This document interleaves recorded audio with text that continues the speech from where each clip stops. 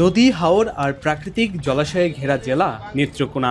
বর্ষায় জেলার প্রায় ৬টি উপজেলায় ডুবে থাকে হাওরের পানিতে। এই পানি একদিকে সুফল বয়ে আনলেও পানিতে ডুবে শিশু মৃত্যুর মতো মর্মান্তিক ঘটনাও ঘটছে। কলমাকান্দার রংসাতি ইউনিয়নের নোলাপাড়া গ্রামের ৩ বছরের শিশু সোয়াইবা বাড়ির পেছনে ডোবায় পা পিছলে পানিতে ডুবে যায়। পরিবারের সদস্যরা উদ্ধার করে হাসপাতালে নিলেও বাঁচানো যায়নি তাকে।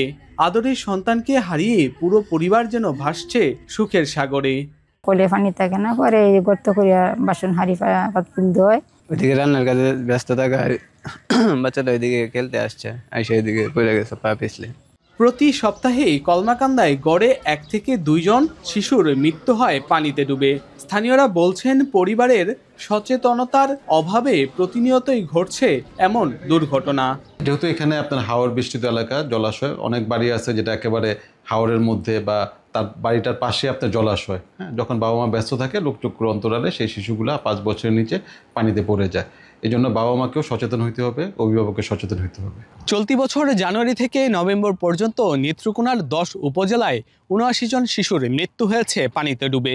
এর মধ্যে শুধু কলমাকান্দা উপজেলায় মৃত্যু হয়েছে ২০ জন শিশুর। প্রতি বছর মৃত্যুর এমন ঘটনা ঘটলেও স্থানীয়দের অভিযোগ, মৃত্যু রোধে প্রশাসনের উদ্যোগ এখনও কাগজে কলমেই। কলমাকান্দা ছাড়াও দুর্গাপুর, পূর্বধলা ও সদরেও শিশু মৃত্যুর সংখ্যা অনেকটাই উদ্বেগজনক। গত অক্টোবরে খালিয়াজুড়িতে স্পিডবোট ডুবে প্রাণ গেছে ৩ শিশুসহ ৪ জনের। শুধু বর্ষাকাল নয়, নভেম্বরের মতো শুকনো মৌসুমেও পানিতে ডুবে শিশু মৃত্যুর ঘটনাও চোখে পড়ছে। এই যেমন গত ১২ই নভেম্বর কেন্দুয়ায় পুকুরের পানিতে ডুবে মারা যায় ৩ বছরের এক শিশু। নেত্রকোনা জেলার মধ্যে কলমাকান্দায় হচ্ছে এই পানিতে ডুবি মৃত্যুর সংখ্যাটা একটু আমরা খবরটা বেশি পাই।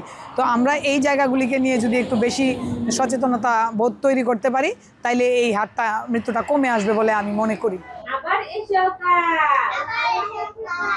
এইদিকে জেলার ৩ উপজেলায় শিশুর প্রারম্ভিক বিকাশ, সুরক্ষা এবং সাঁতার সুবিধা প্রদানের লক্ষ্যে শিশু একাডেমির অধীনে একটি প্রকল্পের পরিচালনা করছে এনজিও ভিত্তিক প্রতিষ্ঠান আদিবাসী উন্নয়ন সংস্থা, যার মধ্যে দুর্গাপুরে ১৬৫টি, মোহনগঞ্জে ১৬৫টি ও মদন উপজেলায় ১৭১টি সহ মোট ৫০০ শিশু যত্নকেন্দ্র পরিচালিত হচ্ছে। সকাল ৯টা থেকে দুপুর ২টা পর্যন্ত যত্নকেন্দ্রগুলো চলমান থাকার কথা থাকলেও বেশিরভাগ স্থানে খোলেই না এসব যত্নকেন্দ্র।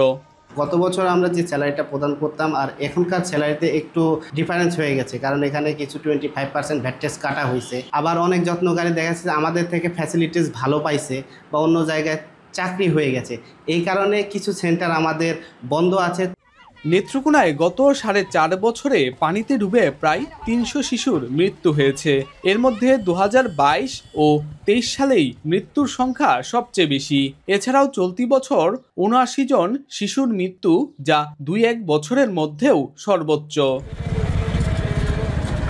রিফাত আহমেদ রাসেল, এখন নেত্রকোনা। ৪ গুণ শক্তিশালী এনজাইম ও অধিক ফেনা সমৃদ্ধ অরিক সিলভার ওয়াশ মাত্র ৭০ টাকায়।